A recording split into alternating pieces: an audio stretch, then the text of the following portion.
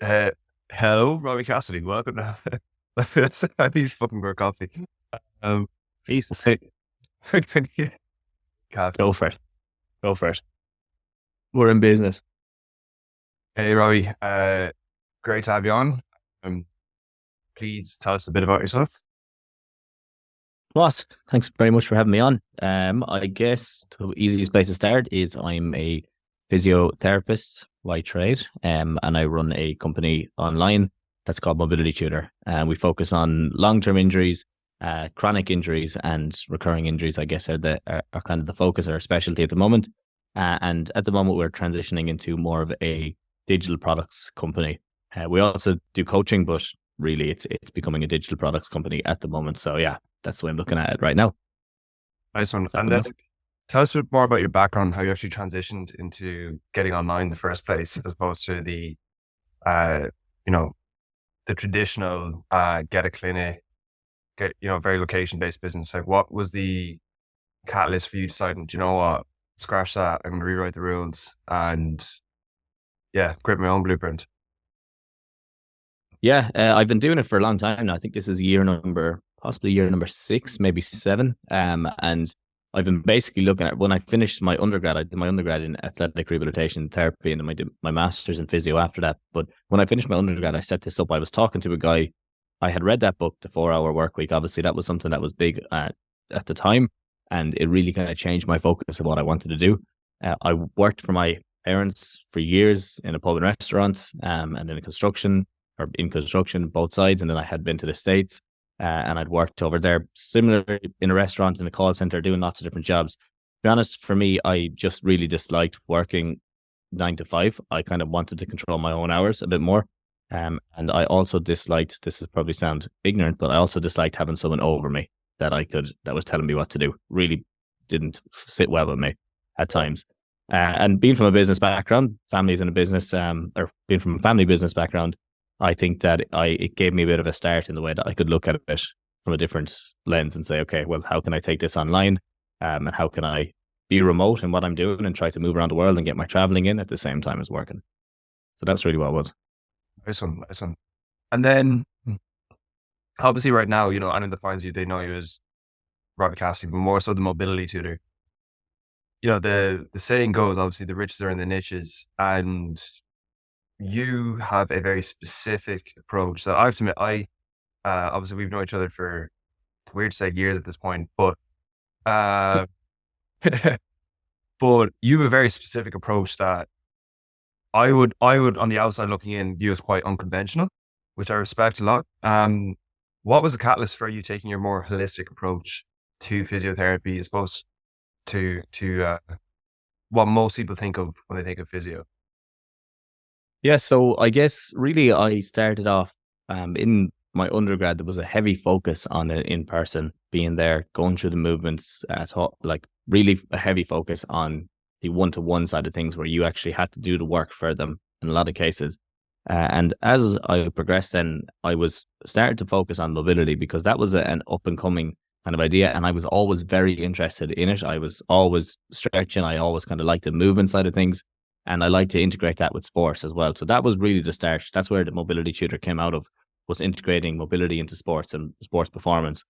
And then as I got through it, a lot of people that were coming to me were struggling with mobility ideas, and I was looking at it, the issues that they were having, and I noticed that oftentimes one person could be feeling great one day and like loose and they'd be able to move, but the next day then they were having a lot of trouble. And I didn't, at the time, I didn't really notice what that was. How could it change on a day to day? So there was obviously something deeper going on at that. And when I went into my master's, then, well, it was a heavy focus on the biopsychosocial model, which is basically a new term for the holistic approach, or what Eastern medicine took years ago, where you look and you try to connect all the dots together. And I was always interested, I have to say, in both sides of it, the mystical, the spiritual, you could say, in ways, as well as the physical and the psychological. If I didn't do my master's in physio, I definitely would have done a master's in psychology. It would have been one or the other.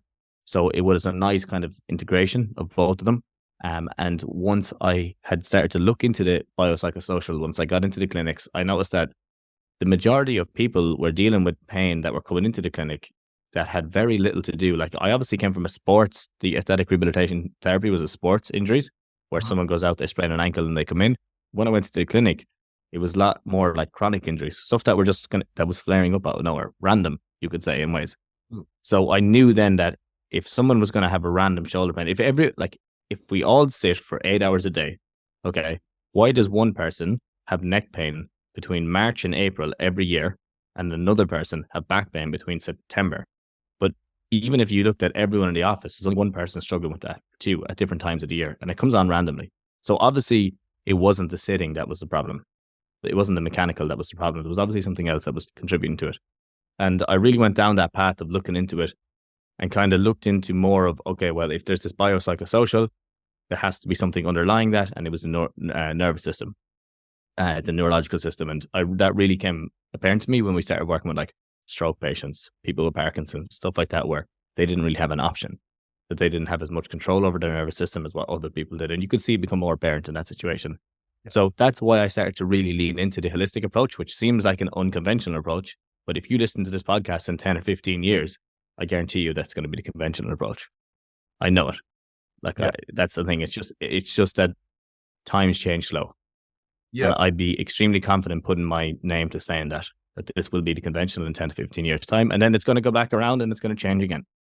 So it's going to be interesting to watch it cycle. But yeah, we're at the early stages of it right now. Yeah. Both the early stages and the very, very old stages, because the whole psychosomatic correlation is something that people were talking about for thousands and thousands of years. Just now we've got these fancy equipment, X-ray and all that. So we're trying to, it's like when you get a new toy and you feel obligated to use it, but there's a reason. You're frozen there. Yeah, clear. That's exactly it. And no, I'm back in. Sorry, it froze there for a second, but go ahead. No, that's exactly it. Just when we have a new toy, we feel obligated to nearly overcomplicate things at times, but there's a reason why consistently in every civilization historically reach the same conclusion. As as you said, like you get a spike of adrenaline, you get a spike in cortisol, it's going to cause inflammation, as whether it's mental or physical. That's it. Yeah, that's it as well. And the other thing is that with the new technology, the interesting thing and the funny thing is that it has actually given us insight into how we need to look outside of it. Yet people take it on as the gold standard in a lot of ways. Like when we were going through college, the MRI was the gold standard to diagnose a back injury or to diagnose back pain. Obviously, back pain is something that I have focused on specifically over the last couple of years in a lot of cases. And 95% of back pain has no injury. So even if you did an MRI scan, you can't see anything on it for 95%.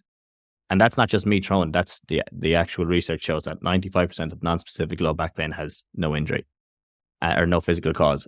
But if you scanned everyone's back, this is the funny thing, is that if you scanned everyone's back, and let's say you're over 30 years old, you 40% chance of having a bulging disc, you have 50% chance of having degenerative disc disease.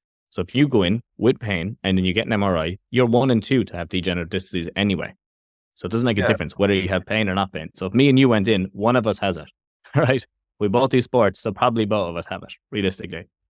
So then people were getting attached to these diagnoses. And that's what really pissed me off in a way, is that because in a profession like physio and in the medical profession, the way people are taught of, when people think of like when you go to physio, they have to have a diagnosis to exactly what it is. Because a person without a diagnosis is naked to the public. They can't say, okay, this is what it is, this is what it is. But like, oh, I have a bulging disc in my back, that's why I have pain. But so does this person, but they don't have pain. So that was a big issue with me, is that people were getting labeled a diagnosis and they were living with these diagnoses for years after. And I'm not like from young ages, we're not talking 40 years old, we're talking 17-year-old kids getting labeled a diagnosis. You're going to have osteoarthritis by the time you're 25 if you don't stop sport. Like absolute crazy diagnosis. That was popping up a lot. Simple things like that, and then they would live the rest of their life like that, and they would stop all the activities they love, and as a result, then it's a depressing life. Yeah, negative feedback.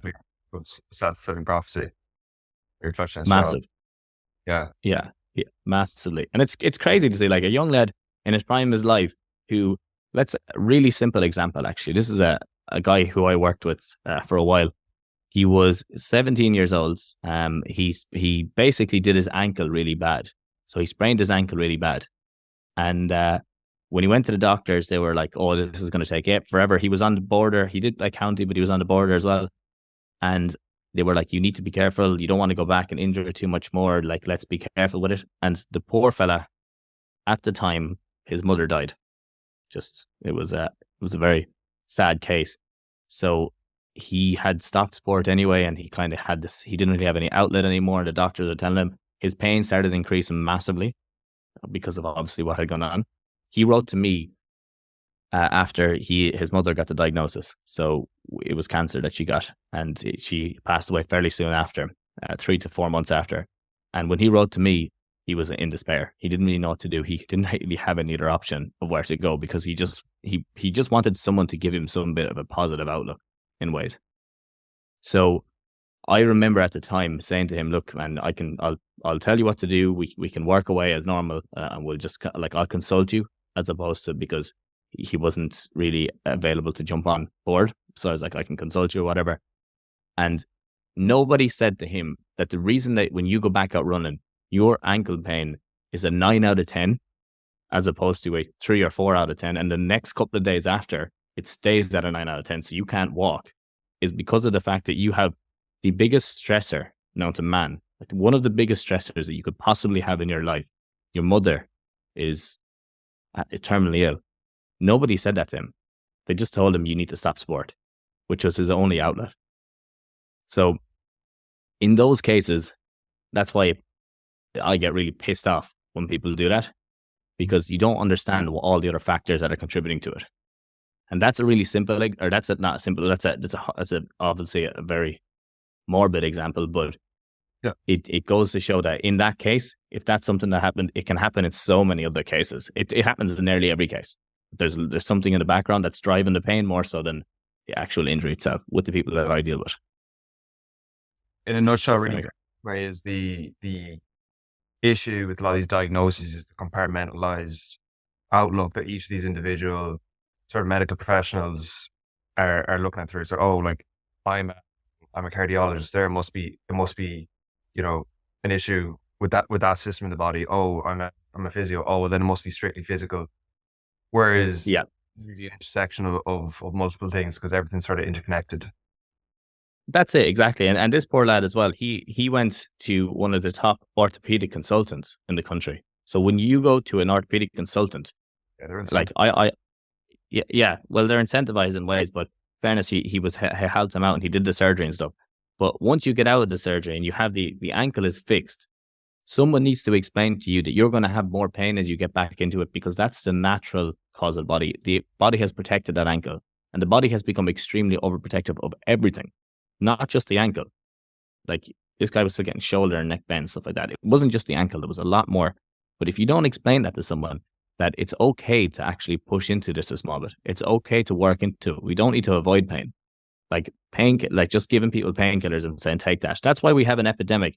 Not we do. That's why in the States right now, there is a crazy homeless problem, because people are just throwing out painkillers for no reason. And then when they get cut off on painkillers, they're moving to something stronger like fentanyl. But that's why there's such a problem in the States in a lot of cases. And I think it's crazy that everyone is like, they're trying to avoid the pain. That's the issue. The holistic approach shouldn't be avoid the pain. It should be learn from the pain. The pain is there to teach you something. It's there as it's an alarm. Yeah, it's feedback. There's something going wrong. So fix it. And it doesn't mean that the issue is mechanical. There could be other factors as well. Sorry, now that's going on a trailer long way down. But anyway. Yes, I'm taking notes mentally. Yeah. Bringing back to your strategy right now, so we'll circle back into the actual business side of things. Right now, these days, a lot of the way you spread this message, this specific outlook on mobility rehabilitation, all that, you're quite known for your podcast, previously known as Mobility Experiment. Now it's Rebalanced. Yep, changed it there Christmas time.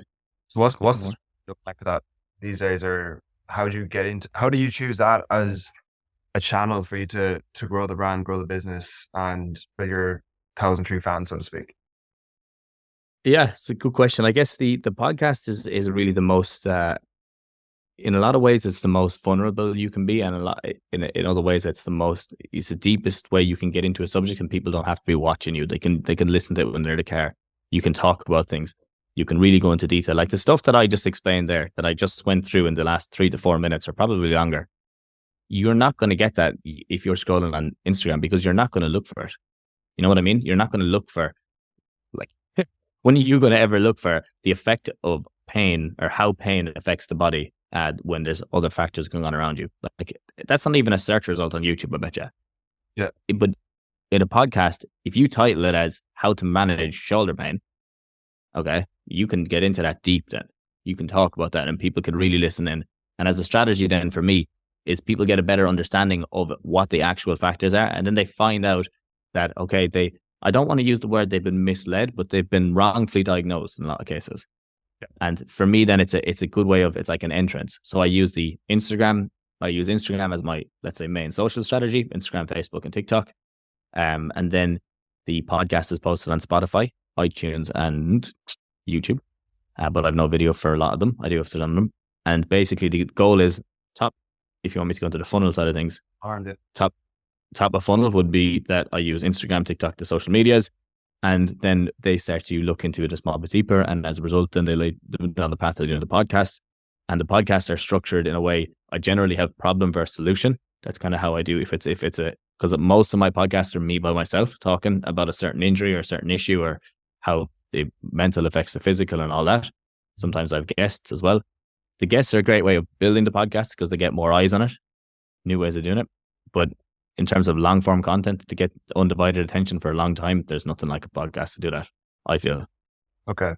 So in shorts on Facebook, Instagram, and TikTok, just build the initial awareness, like the first touch point, you're sort of funneling them towards your podcast then, and that's where you sort of nurture them, and just they go binge your content basically. And you've got my understanding is you've got one podcast episode per specific issue that you just want to dive deep as anything into, and just making clear that you really know your stuff.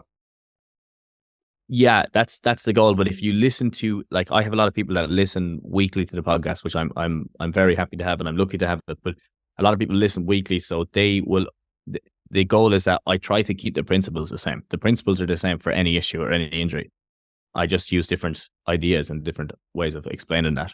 So yeah, that's one way of doing it. If you can funnel people towards a podcast, it's a great way for anyone who's listening to this podcast. It's a great way of just getting an understanding. Like you understand. So it's very easy to be fake on YouTube, and it's very easy to be fake on whatever TikTok and all those. You do your dances or Instagram. But if you have, my podcasts are generally unedited. They're just one. I just go straight through it. It's very hard to be fake when you're doing 30 minutes to an hour, and I'm on this week 141 is my podcast this week. So 141 of those, as well as ones that I've done with other people, it's very hard to be fake in that, because then I would have to play a character for a long time. Yeah. So you get caught for it if you were playing a character. So it's very there's a word for it. It's eluding me in a lot of ways. It's very personable. Yeah. Personable. What's the word? Maybe. Authentic. Yeah. Authentic. That's the word. Yeah. Very authentic. Yeah. And authenticity, I don't want to say sells, but authenticity works to build good connections with people, and building connections then makes it a lot easier for them to come on board. Yeah. And I'm trying to help people. I'm not trying to screw people. That's all. You're genuinely like, I'm literally trying to objectively improve your quality of your life, so you can shamelessly.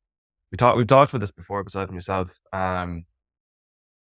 You know, when you mention your place the word selling with helping, when you genuinely the value in what you're doing, why wouldn't you try and quote unquote sell to everyone? Because they would be better off for having worked with you than if they didn't.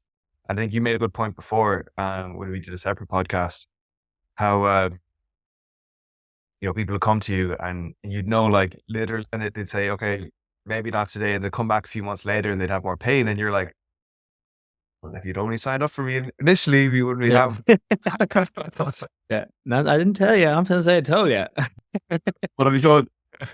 Yeah, but I told you so. Yeah, no, I not like that, but yeah, it's true. I think that's a big one. If you're selling quick fixes, that's why I have a problem. We won't go into. And you recently commented on one of my posts to get a reaction, but If for selling quick fixes for like adjustments and stuff like that, that it's not going to work. Yeah, you're going to tie them into 6 of them, and then you're going to tie them into a yearly contract of. I'm talking about chiropractors here specifically, but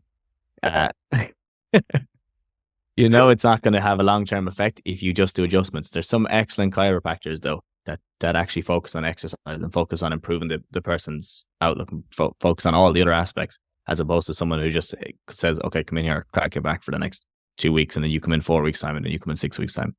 So there's different. I wouldn't bash a whole profession, but the people who do that, it's the same as the physios. And I will bash this, who come in and someone comes in with a back pain and they just give them a massage and they dry needle them and they get them out of there. That's bullshit. That's not going to fix anything. Sorry for cursing. That's not going to fix anything. It's going to mask the problem. You're being authentic. I know. Hopefully, anyway. Hopefully it comes across like that. Yeah. No, that's a big one. The podcast is a great funnel. I would recommend it for anyone if people are interested in it. Person brand focus. And yeah, it really drives home the importance of I had a conference before where we were talking about the concept of being parasocial, if you're familiar with the term. No, I can't tell me. Basically, and you're probably a great example of this, where when you consume a lot of somebody's content, you see them online, by the time you actually meet them in person, they feel like they've already known you. So the rapport is already built, so you don't need to gain the trust. Yeah. And we've all, and from a business standpoint, you know yourself. I mean, there's certain people that I'd love to work with. Great example. I don't think there's ever been a single video, and you know what I'm going to say. I know it. You gotta throw in Alex, aren't you? Yeah. Well, like, if you talk to him, you feel like, all right, I actually feel like I know you inside out already. And that's a perfect example. Like I think that is the power of content in 2023 and beyond. You escape competition through authenticity. People feel like, right, I don't want to work the physio. I want to work with the mobility tutor specifically. You'll tell me what I want. I need to hear whether I want to or not. That's it. And I think an interesting way about this is that a lot of people will use, when they listen to it enough, they will use your terms to describe their own issues, which I think is mad. Like, I always talk about niggles, and I always talk about this idea of flare-ups. Nearly every day I talk about flare-ups. Yeah. And that's a very specific term that not a lot of people use for certain injuries.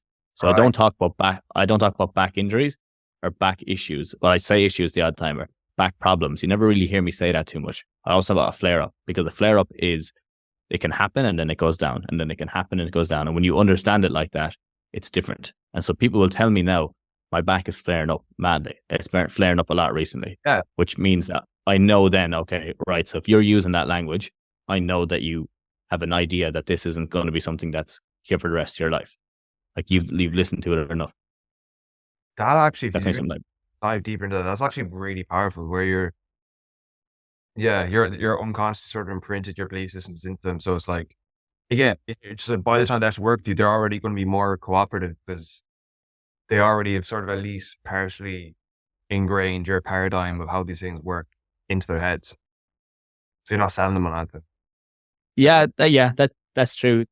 That sounds like manipulation, small bit though. I'm not manipulating. Sorry, that's not what I meant. That came across badly, but as in, the point being is you've already worked through the first few conversations that you'd have to have with them anyways. It was originally going to take you 12 sessions with them to get to a certain point. If they've already been content, maybe they've got the value that you would have had from the first 3 or 4, so you can just get more out of working together overall. Because you're not exactly, teaching them from scratch. That's what I should have said. That's a way better. Yeah, that's a great way of phrasing it. I think it's an important thing, is that when the idea is that when you're trying to fix an issue, you have to have some sort of a framework, or some type of a framework is I think is a perfect word for it, because it is a framework that you have to just tick certain things off. And when you have already introduced it's like if you start a college course, if you go into a medical degree, or if you go into, let's say, a physiotherapy degree, they still do it, but you have to learn everything in Latin. You still have to learn all the muscles and all the organs and all the insertions and all the innervations in Latin, which is bollocks. But you have to do it anyway. So because of that factor, it makes it, once you start to learn that, it makes it so much easier to talk about things in that language, because you're using that form of language. It's like business language. you know, like I was talking to a lady today. She was asking me about, she's working on a self-development course, and I used the word leads, and she had no idea what a lead was. And I was like, well, you have your cold, your warm. And that's the same idea as when people listen to you enough and they start to understand that aspect of it, that they can use a language to describe it better. And then you can both, it's like speaking a new language. You can both converse on that. Yeah. And it makes it a lot easier. I think that's a big thing. Big thing that I've learned recently is that there's certain language that needs to be used in certain situations to help describe something a lot better. And I think, leads is a simple one for business. So basically, there's several hundred people that are going around the world now with a clear accent and swearing controllably. The clear accent, most importantly. Yeah, exactly. And so where you're at right now, obviously you pivot into Rebalanced. If you want to talk about why you maybe pivot into that, a slight adjustment, maybe where you see yourself going from a business standpoint. I'm just conscious of the time. But where we've got 10 minutes, but where you see yourself going from a business standpoint, what's the direction, what's the vision? Yeah, I don't know, interesting. So I think that there's two aspects of it. The mobility tutor is going down the lane of a as I said, it's a digital products company is what we work with now. So the idea is that it's not the mobility tutor as much as it is mobility tutor. So it's more of a business that works, or more of a company that works holistically with people to try use the idea, as I said there, certain frameworks to get over certain injuries and certain issues. And the frameworks are ones that I have worked with for the last 6 years with people. So I know that they work when used in the right situation. So right now I'm just testing what's the easiest way to fix it or most effective way to work with certain populations. So I want to transition so that the mobility tutor becomes its own thing. And that in time, then it's a way of work. It's a way of dealing with issues or injuries. You know, it's not me. It's a way of dealing with it. That's kind of the goal in a way. And then Rebalance is actually I kind of rebranded that because it's more of a personal brand now. Rebalance is where I can talk shy and I can throw opinions and I can talk whatever I want and people will, or I can say whatever I want. Like I did an episode why I moved to Argentina on Rebalance. I can't really do that on Mobility Tutor. Right. You know, so it's a nice, at the same time, people are getting a better understanding of who I am. And it's more like, I remember I was out recently and a fella said to me, he said, I know you, or I met you, or I follow your stuff or something like that. You're the podcaster is what he said to me, which I thought was hilarious because I'd always been known as the guy on Instagram. And for that one, I was like, okay, interesting. So now the personal brand of the podcast is, in a way, I have kind of two things going. And that's the goal, is that you have your company and then Rebalance is kind of my main, let's say, what's the word? Like it's kind of my home base at the moment.